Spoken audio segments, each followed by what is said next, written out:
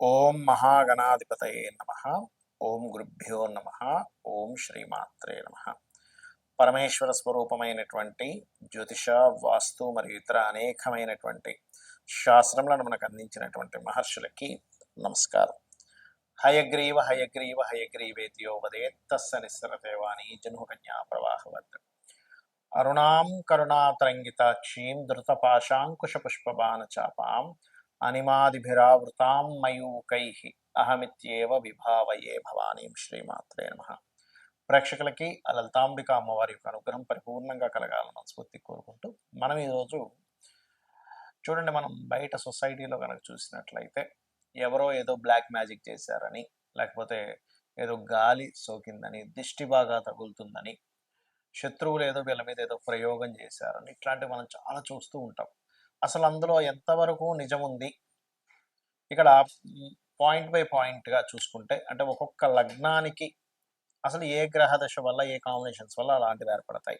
ఇక్కడ point number 1 ఏంటంటే అసలు సిమ్టమ్స్ ఏమిటి, అదేవిధంగా దీని మీద మోసాలు ఎలా జరుగుతున్నాయి, అలాగే భ్రమలు ఉంటాయి కొంతమందికి.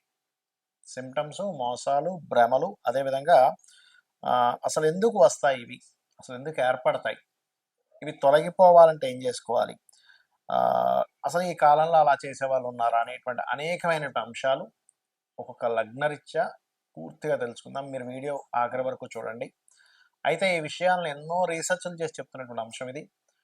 ఈ యొక్క అంశం చెప్తుంది నేనైనప్పటికీ కూడా చెప్పేస్తుంది సాక్షాత్ అమ్మవారిగా భావిస్తూ భ్రమల్ని, భయాల్ని పోగొట్టుకోవడానికే ఈ వీడియో పర్టికులర్గా చూడండి, మీకు అర్థమవుతుంది.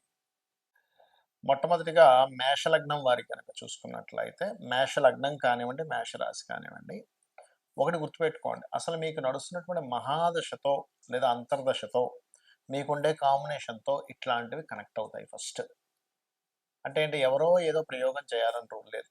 దిష్టి ఎలా తగులుతుందో ఇలాంటివి కూడా కనెక్ట్ అవుతాయి. ఎలాంటి మహాదశలు, ఎలాంటి కాంబినేషన్స్ అంటే, కర్మకారకుడైన శని పాడైనా, కుజుడు పాడైనా, కేతువు పాడైనా, ముఖ్యంగా మంత్రానికి వీటికి కారకుడైనటువంటి బుధుడు పాడైనా, రాహు పాడై, ఈ కాంబినేషన్స్ ఇప్పుడు ఏంటి, శని, కేతు, రాహు, కుజ, బుధ, వీటిలో ఏవి గ్రహాలు పాడే కనెక్టివిటీస్లోకి వచ్చి ఆ మహాదశ నడుస్తున్నా ఈ సిమ్టమ్స్ మీకు ఫస్ట్ కనిపిస్తాయి. మరి దీనికి ఏం చేయాలి మేషం వారు? ఇక్కడ మనం కుజుడు లగ్నాధిపతి అవుతాడు మీకు. అంటే ఏమిటి, మొట్టమొదటిగా మీకు కుజ మహర్దశల్లో లేదా కుజుడు కలిసి ఉన్నటువంటి మహాదశలు ఇవి ఎక్కువ అవుతున్నాయంటే, మీరు ప్రధానంగా మీరు చేయవలసింది ఏమిటంటే, ఉదయము సాయంత్రము స్నానం చేయండి ఫస్ట్. అంటే లగ్నం నీట్గా ఉంటే అది దగ్గరికి రాదు. చేస్తూ ఇంట్లో చూడండి, ఒకప్పుడు స్త్రీలకి స్నానం చేసిన తర్వాత సాంబ్రాణి జుట్టుకు వేసేవారు. ఎందుకు? జుట్టు యొక్క కొన ద్వారా, స్త్రీ యొక్క జుట్టు కొన ద్వారా సాయంత్రం పూట కనుక వదిలేసుకున్నట్లయితే ఆ పిశాచాలు ఇట్లాంటివన్నీ మనకు వస్తూ ఉంటాయని ఒకటి. ఇక రెండో విషయం ఏంటంటే, మీరు ఆంజనేయ స్వామిని కానీ, ఎందుకంటే లగ్నాధిపతి కుజుడికి అధిష్టాన దేవత ఆంజనేయ స్వామి, చేయండి. మరి కొంతమందికి చంద్రుడు పాడైతే కూడా వస్తుంది. అలాంటప్పుడు ఎందుకు వస్తుంది, అది దేని మీద పడుతుంది ఎఫెక్ట్ అంటే మనసు మీద పడుతుంది ఎఫెక్ట్. మెడిటేషన్ చేయండి. అంటే ఏమీ లేదండి, కానీ మనసుకి ఎందుకో ఏదోలా అనిపిస్తుందండి అంటూ ఉంటారు. మెడిటేషన్ చేయాలి అలాంటప్పుడు. లేదా ఒక్కొక్కసారి ఏమవుద్దంటే, ఈ కాంబినేషన్ పడ్డప్పుడు మీరు నీటి ప్రదేశానికి వెళ్ళినప్పుడు వాటి సిమ్టమ్స్ పెరుగుతూ ఉంటాయి. అప్పుడు మీరు అర్థం చేసుకోవాలి, ఓహో చంద్రుడి ద్వారా వచ్చిందనమాట. ఇంకొంతమందికి బుధుడు మహాదశ నడుస్తూ, అంటే ఇదే మేషలగ్నం వారికి 3, 6 అధిపతి బుధుడు. బుధుడు పాడై అంటే నీచంలో ఉండి, నీచభంగరాజయోగం అయితే కాదు, మళ్ళీ నీచంలో ఉండి వచ్చినప్పుడు ఏమవుద్దంటే, ఎవరికో చేసినటువంటి ప్రయోగం మీకు కనెక్ట్ అవుతుంది, గుర్తుపెట్టుకోండి. లేదా ఒక్కొక్కసారి ఏదో ఏ నెట్లోనో లేకపోతే ఏదో మంత్రం చూసి చదివేసి దాన్ని తీసుకుని వీళ్ళు ఏదో చాంటింగ్ చేస్తుంటారు. దాని విధి విధానం సరిగ్గా తెలియకపోవడం వల్ల కూడా వస్తుంటుంది. ఎవరో ఎక్కడో చేయాల్సిన పని లేదు. మీరు ఏదో మంత్రం తీసుకున్నారు, ఏదో పుస్తకంలో చూశారు, దాన్ని ఇదేదో బీజాక్షరాలు భలే ఉన్నాయి అని చెప్పి మంత్రం చేసేస్తుంటారు. అదేమైపోద్ది అంటే, కొన్ని శక్తులు కనెక్ట్ అయిపోతాయి.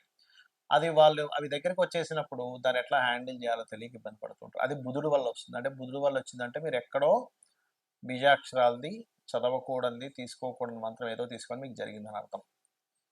అది.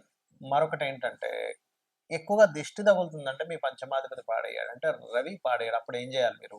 సరే, ఇందాక ఈ బుధుడికి సంబంధించిన దాంట్లో అది పోవాలంటే దోషము, గోవుకి గోంగూర తినిపించడము, అదేవిధంగా విష్ణు సహస్రనామాలు విన్నట్లయితే మీరు గతంలో ఏదైనా చేసినటువంటి మంత్రదోషం కానీ ఇంకో రూపంలో వచ్చింది పోతుంది. ఇక మాటి మాటికి దిష్టి తగులుతుందండి మాకు అని కొంతమంది అంటూ ఉంటారు. అలాంటి వారు సూర్య నమస్కారాలు చేసుకోవడం చాలా ఉత్తమం, గుర్తుపెట్టుకోండి. మరి కొంతమందికి కేతు మహాదశ వల్ల కేతు అసలు ఎక్కడున్నాడో చూడండి. లగ్నంలో ఉన్నాడా, చతుర్థంలో ఉన్నాడా, దశమంలో ఉన్నాడా, దాన్ని బట్టి కనెక్ట్ అవుతుంది. కానీ కేతు కనెక్ట్ అయినప్పుడు ఏమవుతుందంటే సర్వసాధారణంగా చిత్ర విచిత్రమైన థాట్స్ రావడం ఇట్లాంటివి ఎక్కువగా జరుగుతూ ఉంటాయి. సో అప్పుడు గణపతి ఆరాధన ద్వారా మీరు పోగొట్టుకోవచ్చు. ఇది ముఖ్యంగా గుర్తుపెట్టుకోండి. అయితే ఏదేమైనప్పటికీ కూడా మిమ్మల్ని ఇటువంటి వాటి నుంచి బయటపడేసేటువంటిది మేషం వారికి సూర్య నమస్కారాలను మించినటువంటిది మరొకటి లేదు. లేదండి నా జన్మజాతకంలో రవి పూర్తిగా పడేయడం మళ్ళీ సూర్య నమస్కారాలు చేసుకోవచ్చు అంటే అలాంటప్పుడు ఏం చేయాలంటే దత్తాత్రేయుని ఆశ్రయించాలి. జయ గురుదత్త, శ్రీ గురుదత్త లేదా దిగంబర దిగంబర శ్రీ పాదవల్లభ దిగంబర అనే నామస్మరణ చేస్తే ఎటువంటి గాలి ధూళి మీ భ్రమలు కావచ్చు ఇలాంటివి ఏ ఉన్నా సరే మీకు తొలగిపోవడం జరుగుతుంది. మనము పాయింట్ బై పాయింట్గా చూసుకుంటే అసలు సిమ్టమ్స్ ఏమిటి, ఈ గాలి దూరి తగిలిన వల్ల సిమ్టమ్స్ ఎలా ఉంటాయంటే నిద్రలో చులిక్కిపడి లేస్తుంటారు. గుర్తుపెట్టుకోండి, మన పైన ఏదో ఉంది అనేటువంటి ఫీలింగ్ కలుగుతుంటుంది. అది సమ్ టైమ్స్ నేను ఇందాక చెప్పినటువంటివి ఏవైతే ఇప్పుడు శని కానీ కేతువు కానీ పాడైన బుధుడు కానీ పాడైనటువంటి రవి కానీ రాహువు కానీ ఇట్లా ఈ కుజుడు నీచంలో ఉన్న కుజుడు కానీ ఈ దశలు వచ్చినప్పుడు సహజంగా ఏమవుతుంటుందంటే విశ్వంలో భగవంతుడు క్రియేట్ చేసిన సృష్టిలో పాపగ్రహ సంబంధాలు పాడై మహాదశలు అంతర్దశలు ప్రత్యంతర్దశలు నడిచినప్పుడు ఇక్కడ ఉన్నటువంటి కొన్ని పిశాచాల బాధలు పడుతూ ఉంటాడు మనిషి. శుభగ్రహ సంబంధాలు వచ్చినప్పుడు కొన్ని దేవతా గణాల యొక్క మంచి ఫలితాలు పొందుతుంటాడు. ఇది మెయిన్ కారణం అక్కడ ఎందుకు అలా అవుతుంది అంటే. రైట్. అయితే సిమ్టమ్స్ మాత్రం చెడు కళలు రావడం. చెడు కళలకి గజేంద్ర మోక్షం చదువుకుంటే క్లియర్ అయిపోతుంది. కాకపోతే ఉలిక్కి పడటం, వెనక నుంచి ఎవరో ఇలా వెళ్ళిపోయినట్టు అనిపించడం, ఏదో పని చేసుకుంటే వెనక నుంచి ఏదో ఒక నల్లటి ఆకారం వెళ్ళిపోయిందండి అంటూ ఉంటారు. ఇవి కొంతమందికి భ్రమలు కూడా ఉంటాయి. అంటే ఏమిటి, ఏమీ లేకపోయినా భ్రమ పడుతుంటారు. భ్రమ ఎవరు పడతారు, ఎందుకంటే మనం ఒక క్లారిటీకి రావాలి. నేను నిజంగా భ్రమ పడుతున్నానా అవుతుందా ఇది తెలుసుకోవాలి ముఖ్యంగా. ఎందుకంటే ఈ మీరు భ్రమపడుతున్న దాన్ని కొంతమంది సొసైటీలో మోసం చేస్తుంటారు కూడా. మీకు ఏదో వచ్చేసిందండి, మీరు ఇన్ని లక్షలు తీసుకురండి, ఇన్ని వేలు తీసుకురండి, ఫస్ట్ అక్కడ డబ్బులు పెట్టండి అని మిమ్మల్ని ఇబ్బంది పెట్టే వాళ్ళు ఉంటారు సొసైటీలో. ఇది బాగా గుర్తుపెట్టుకోండి. మరి ఏమండి నాకు భ్రమ అవ్వచ్చు లేదా నిజంగా అవ్వచ్చు, ఏమిటి దీనికి పరిహారము అంటే కూడా చెప్తానండి మీకు. అలాగే మరొకటి ఏంటంటే ఇక్కడ భ్రమకి నిజంగా జరుగుతుందా అనడానికి ఏమిటి తేడా అంటే చెప్తా చూడండి. మీది భ్రమ అనుకోండి, ఎక్కడో పంచమాధిపతి మహాదశలు నడుస్తుంటాయి. మీ లగ్నం నుంచి 5వ అధిపతి మహాదశల్లో ఇది కనెక్ట్ అవుతూ ఉంటుంది. లేదా చంద్రుడి ద్వారా కనెక్ట్ అయిందంటే అది భ్రమే, ఇంకా అందులో డౌట్ లేదు. నిజంగా జరుగుతుందంటే అప్పుడు ఏంటంటే మీరు సంబంధం లేకుండా ఉలిక్కి పడుతూ ఉంటారు. అది నిజమైందనమాట. అయితే అందులో ఇక్కడ మరి ఈ రోజుల్లో నిజంగా ఇలాంటివి ఏమైనా ఇప్పుడు మనం వింటూ ఉంటాం, పాతకాలంలో వినేవాళ్ళం, బాణామతి, చిల్లంగి, లేకపోతే రకరకాలు ఉంటాయి, రకరకాల చెడుకులు చేసేవాళ్ళు ఉంటారు. మరి ఈ కాలంలో ఉన్నారంటే చాలా తక్కువ అలాంటివి చేసేవాళ్ళు ఇప్పుడు. ఎందుకంటే ఇప్పుడు అంత ఓపికగా అంత నిష్టగా ఉండేవాళ్ళు కానీ లేరు. ఎక్కడో ఓ లక్షలో కోట్లో ఒక వ్యక్తి దొరుకుతారు జెన్యున్గా ఉండేవాళ్ళు. మిగతా అంతా కూడా మార్కెట్లో ఉన్నదంతా కూడా ఫేక్ పీపుల్ ఎక్కువగా ఉన్నారు. ఇది మీరు గుర్తుపెట్టుకోండి.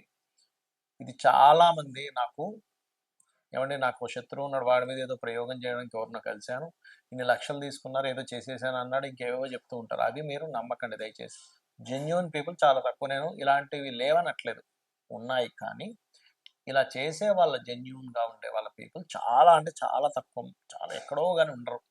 వాళ్ళు దానికి ఎన్నో నియమనిష్టలు పాటించాలి, లేకపోతే వాళ్ళకి ప్రమాదం అనమాట అది. రైట్. అలాగే ఇక్కడ ఇంకొక విషయం ఏంటంటే అసలు వీటి నుంచి మీరు తప్పించుకోవాలి, వీటి నుంచి అసలు బయటపడాలి అంటే ఏం చేయాలి? శాస్త్రాల్లో చాలా ఉన్నాయండి పద్ధతులు. ఒకటి, నిత్యము చండీ ఇంట్లో గనక పారాయణం జరిగింది లేదా లలితా సహస్రనామాలు ఇంట్లో పారాయణం జరుగుతుంది, రోజు ఉదయం సాయంత్రం లలితా సహస్రనామాలు చదువుతున్నాయి, లలిత చదవడం కానీ లేకపోతే ఖడ్గమాల ఇంట్లో మీకు ఉపదేశం ఉంటేనే ఖడ్గమాలు చేయాలంటారు. జరుగుతుంది అంటే ఆవరణ దేవతలు ఒక్కొక్క దేవత గురించి వస్తూ ఉంటుంది. ఆ దేవతలు మొత్తం రక్షణ కలిగించి మీకు నెగిటివ్ ఎనర్జీ పోయేలా చేస్తుంది, గుర్తుపెట్టుకోండి. ఒకటి. రెండవది, హనుమాన్ చాలీసా వచ్చండి నాకు, పొద్దున సాయంత్రం ఇంట్లో చేసుకుంటాను, లేదా రామ భజన ఏదైనా చేస్తాను ఇంట్లో, ఖచ్చితంగా అటువంటి నెగిటివ్ ఎనర్జీస్ తరిమి కొడతాడు ఆంజనేయ స్వామి. రెండవది. ఇక మూడవది ఏంటంటే, లేదండి మాకు ఒకసారి ఏదైనా ఒక పెద్ద కార్యక్రమం చేసుకుందాం అనుకుంటున్నాం, దాంతో క్లియర్ అయిపోవాలంటే చండీ పారాయణం, చండీ హోమం ఖచ్చితంగా ఇంట్లో ఇటువంటి నెగెటివ్స్ ఏమైనా ఉన్నా సరే పోగొట్టేలా చేస్తుంది, గుర్తుపెట్టుకోండి. ఇలాంటివి చేసుకోండి కానీ అనవసరంగా ఏదో నమ్మి, ఏదో భ్రమంలో బ్రతుకుతూ, ఏదో అయిపోయిందని అనుకుంటూ, దీనివల్ల ఏమవుతుందంటే ఏమీ జరగనటువంటి మీరు ఏదో నాకు ఏదో ఎవరో ఏదో చేశారనో, ఏదో గాలి సోకిందనో, ఇలాంటి భ్రమల్లో ఉన్నప్పుడు ఏమవుతుందంటే లైఫు అన్నిటిని పక్కన పెట్టేస్తాడు మనిషి. అంటే చేస్తున్నటువంటి ఉద్యోగము, వ్యాపారము ఇవన్నీ వదిలేసి వాటి చుట్టూ తిరుగుతుంటాడు. కాబట్టి దయచేసి ఇటువంటి వాటికి మీరు ఈ రకంగా మీరు బయటపడవచ్చు. శుభ్రంగా ప్రతి క్షణము ఇవన్నీ చేయలేనండి, ఆంజనేయ స్వామిని తలుచుకుంటా సరిపోతుంది. లేదు శ్రీమాత్రే నమః అనుకున్నా కూడా సరిపోతుంది. అయితే ఇక్కడ ఎప్పుడూ కూడా ఇంట్లో గనక మీకు కొంతమందికి ఏంటంటే మనుషులకు ఉండదు కానీ ఇంట్లో నెగిటివ్ ఎనర్జీ వస్తూ ఉంటుంది. ఎలా అంటే ఇల్లు ఒక్కోసారి మనం కొన్ని రోజుల పాటు ఎవ్వరూ ఉండకుండా ఇంట్లోకి ఏ ఊరు వెళ్ళిపోవడమో, లేకపోతే ఇల్లు ఖాళీ చేసి వెళ్ళిపోయి మళ్ళీ ఎప్పుడో 2-3 నెలల తర్వాత మళ్ళీ ఇంటికి వచ్చినప్పుడు ఏమవుతుందంటే నెగిటివ్ ఎనర్జీ ఫామ్ అవుతుంది. అలాంటప్పుడు ఖచ్చితంగా ఇంట్లో ఏ హోమమో, సత్యనారాయణ సంవ్రతమో ఒక 11 రోజుల పాటు గోమూత్రాన్ని చల్లి నీట్‌గా తుడవడం చేయాలి. అలా చేస్తే ఏమవుతుందంటే కల్లుప్పుతోని కడిగడం చేస్తే అప్పుడు నెగెటివ్ ఎనర్జీ పోతుందండి. లేకపోతే ఏమవుద్దంటే అవి ఎవ్వరూ తిరగనటువంటి ప్రదేశము. ఎందుకంటే లోకంలో నెగెటివ్ ఎనర్జీ, పాజిటివ్ ఎనర్జీ 2 ఉన్నాయి, గుర్తుపెట్టుకోండి. దేవతా ఎనర్జీ ఎంత స్పష్టంగా ఉందో, పిశాచాలు, ఆత్మలు ఈ ఆత్మలే రకరకాలుగా మారుతూ ఉంటాయి. మనిషి యొక్క ఆత్మే ఆ రకంగా మారుతూ ఉంటుంది.